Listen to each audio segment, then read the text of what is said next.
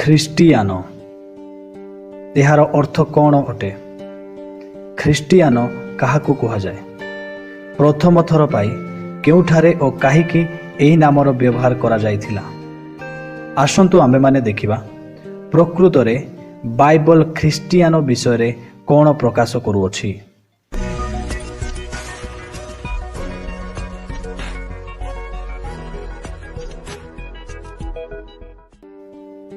Christian ଇଂରାଜୀ ଅଭିଧାନ ବା dictionary ସଂଜ୍ଞା ଅନୁସାରେ ଜଣେ ବ୍ୟକ୍ତି ଯିଏ ଯୀଶୁଖ୍ରୀଷ୍ଟଙ୍କଠାରେ ବିଶ୍ୱାସ କରେ ବୋଲି ସ୍ୱୀକାର କରେ ଅବା ଯୀଶୁଖ୍ରୀଷ୍ଟଙ୍କ ଶିକ୍ଷା ଉପରେ ଆଧାରିତ ଧର୍ମ ଉପରେ ବିଶ୍ୱାସ କରେ ତାହାକୁ ଖ୍ରୀଷ୍ଟିଆନ କୁହାଯାଏ। ଯଦିଓ ଅନେକ ଅଭିଧାନର ଭିନ୍ନ ଭିନ୍ନ ସଂଜ୍ଞା ସଦୃଶ ଏହା ବୁଝିବା ପାଇଁ ଠିକ୍ ହୋଇପାରେ, କିନ୍ତୁ ଜଣେ ଖ୍ରୀଷ୍ଟିଆନ ପ୍ରକୃତରେ କିଏ ଏହି ବିଷୟରେ ବାଇବଲ ଯାହା ଶିକ୍ଷା ଦିଏ ତାହାଠାରୁ ଏହିସବୁ ସଂଜ୍ଞା ଗୁଡ଼ିକର ଅର୍ଥ ଅଲଗା ଅଟେ। ଖ୍ରୀଷ୍ଟିଆନ ଏହା ଗ୍ରୀକ୍ ଶବ୍ଦ ଖ୍ରୀଷ୍ଟିଆନସ୍ରୁ ଆସିଅଛି, ଯାହାକି ଖ୍ରୀଷ୍ଟସ୍ କିମ୍ବା ଖ୍ରାଇଷ୍ଟ ଶବ୍ଦରୁ ସଂଗୃହୀତ କରାଯାଇଅଛି ଏବଂ ସେହି ଶବ୍ଦର ମୂଳ ଅର୍ଥ ହେଉଛି ଏନଏଣ୍ଟେଡ୍ ବା ଅଭିଷିକ୍ତ। ପବିତ୍ର ଧର୍ମଶାସ୍ତ୍ର ବାଇବଲରେ ନୂତନ ନିୟମରେ ଖ୍ରୀଷ୍ଟିଆନ ଶବ୍ଦଟିକୁ 3 ଥର ବ୍ୟବହାର କରାଯାଇଅଛି। ଆନ୍ତିଓଖିଆରେ ଯୀଶୁଖ୍ରୀଷ୍ଟଙ୍କ ଅନୁଗାମୀମାନେ ପ୍ରଥମ ଥର ପାଇଁ ଖ୍ରୀଷ୍ଟିଆନ ନାମରେ ପରିଚିତ ହୋଇଥିଲେ, କାରଣ ସେମାନଙ୍କ ବ୍ୟବହାର, କାର୍ଯ୍ୟକଳାପ ଏବଂ ବାକ୍ୟ ଯୀଶୁଖ୍ରୀଷ୍ଟଙ୍କ ପରି ଥିଲା। ଖ୍ରୀଷ୍ଟିଆନ ଶବ୍ଦର ଆକ୍ଷରିକ ଅର୍ଥ ହେଉଛି ଖ୍ରୀଷ୍ଟଙ୍କ ଦଳଭୁକ୍ତ ହେବା ଅବା ଯୀଶୁଖ୍ରୀଷ୍ଟଙ୍କର ଜଣେ ଅନୁଗାମୀ। ଦୁର୍ଭାଗ୍ୟବଶତଃ ସମୟ ଅନୁକ୍ରମେ ଖ୍ରୀଷ୍ଟିଆନ ଶବ୍ଦଟି ତାହାର ଗୁରୁତ୍ୱ ହରାଇ ବସିଛି ଏବଂ ଏହାକୁ ସାଧାରଣତଃ ସେହି ବ୍ୟକ୍ତି ନିମନ୍ତେ ବ୍ୟବହାର କରାଯାଏ ଯିଏ ଧର୍ମପରାୟଣ ଅଟେ ଅବା ଯାହା ପାଖରେ ଉଚ୍ଚ ନୈତିକ ଗୁଣ ସମୂହ ରହିଅଛି, କିନ୍ତୁ ସେ ଯୀଶୁଖ୍ରୀଷ୍ଟଙ୍କ ସତ୍ୟ ଅନୁଗାମୀ ହୋଇପାରେ ଅବା ହୋଇନପାରେ ତାହାର କିଛି ଗ୍ୟାରେଣ୍ଟି ନଥାଏ। ବହୁ ସଂଖ୍ୟକ ଲୋକ ଯେଉଁମାନେ ଖ୍ରୀଷ୍ଟଙ୍କଠାରେ ବିଶ୍ୱାସ କରନ୍ତି ନାହିଁ ଅବା ତାହାଙ୍କଠାରେ ଭରସା ରଖନ୍ତି ନାହିଁ, ସେମାନେ ନିଜକୁ ଖ୍ରୀଷ୍ଟିଆନ ବୋଲି ପରିଚୟ ଦିଅନ୍ତି, କାରଣ ସେମାନେ ଗିର୍ଜାକୁ ଯାଆନ୍ତି, ସେମାନେ ଖ୍ରୀଷ୍ଟିଆନ ଦେଶରେ ବାସ କରନ୍ତି।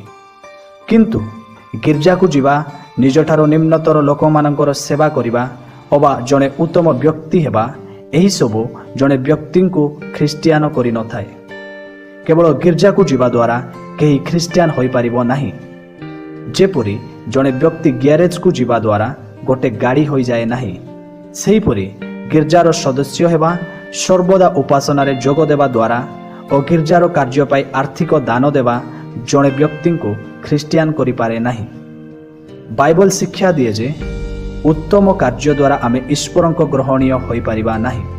ତିତସ୍ 3 ପର୍ବ 5 ପଦ ଅନୁଯାୟୀ ସେତେବେଳେ ସେ ଆମ୍ଭମାନଙ୍କ କୃତ ଧର୍ମକର୍ମ ସକାଶୁ ନୁହେଁ, ମାତ୍ର ଆପଣାର ଦୟାନୁସାରେ ପୁନର୍ଜନ୍ମର ପ୍ରକ୍ଷାଳନ ଓ ପବିତ୍ର ଆତ୍ମାଙ୍କ ନୂତନୀକରଣ ଦ୍ୱାରା ଆମ୍ଭମାନଙ୍କର ପରିତ୍ରାଣ କରିଅଛନ୍ତି। ଯେଉଁ ବ୍ୟକ୍ତି ଈଶ୍ୱରଙ୍କ ଦ୍ୱାରା ପୁନର୍ଜନ୍ମ ଲାଭ କରିଅଛି ଏବଂ ଯୀଶୁଖ୍ରୀଷ୍ଟଙ୍କଠାରେ ନିଜର ବିଶ୍ୱାସ ଓ ଭରସା ରଖିଅଛି, ସେହି ବ୍ୟକ୍ତି ପ୍ରକୃତରେ ଖ୍ରୀଷ୍ଟିଆନ ଅଟେ। ଏଫେସୀୟ 2 ପର୍ବ 8 ପଦ ଆମକୁ ଶିକ୍ଷା ଦିଏ ଯେ କାରଣ ଅନୁଗ୍ରହରେ ବିଶ୍ୱାସ ଦ୍ୱାରା ତୁମେମାନେ ପରିତ୍ରାଣ ପାଇଅଛ, ତାହା ତୁମମାନଙ୍କ ନିଜଠାରୁ ହୋଇନାହିଁ, ତାହା ଈଶ୍ୱରଙ୍କ ଦାନ ଅଟେ। ଜଣେ ପ୍ରକୃତ ଖ୍ରୀଷ୍ଟିଆନ ହେଉଛି ସେହି ବ୍ୟକ୍ତି ଯିଏ ତାହାର ବିଶ୍ୱାସ ଓ ଭରସା ସମ୍ପୂର୍ଣ୍ଣ ରୂପେ ଯୀଶୁଖ୍ରୀଷ୍ଟଙ୍କଠାରେ ଓ ତାହାଙ୍କ କାର୍ଯ୍ୟରେ ରଖିଅଛି, ଯେଉଁଥିରେ କି ପାପର ମୂଲ୍ୟ ପରିଶୋଧ ପାଇଁ ଯୀଶୁଖ୍ରୀଷ୍ଟଙ୍କ କ୍ରୁଶୀୟ ମୃତ୍ୟୁ ଓ ତୃତୀୟ ଦିନରେ ଯୀଶୁଖ୍ରୀଷ୍ଟଙ୍କ ପୁନରୁତ୍ଥାନ ସାମିଲ ଅଟେ। ମାତ୍ର ଯେତେ ଲୋକ ତାହାଙ୍କୁ ଗ୍ରହଣ କଲେ, ଅର୍ଥାତ୍ ଯେଉଁମାନେ ତାହାଙ୍କ ନାମରେ ବିଶ୍ୱାସ କଲେ, ସେ ସମସ୍ତଙ୍କୁ ସେ ଈଶ୍ୱରଙ୍କ ସନ୍ତାନ ହେବା ନିମନ୍ତେ ଅଧିକାର ଦେଲେ।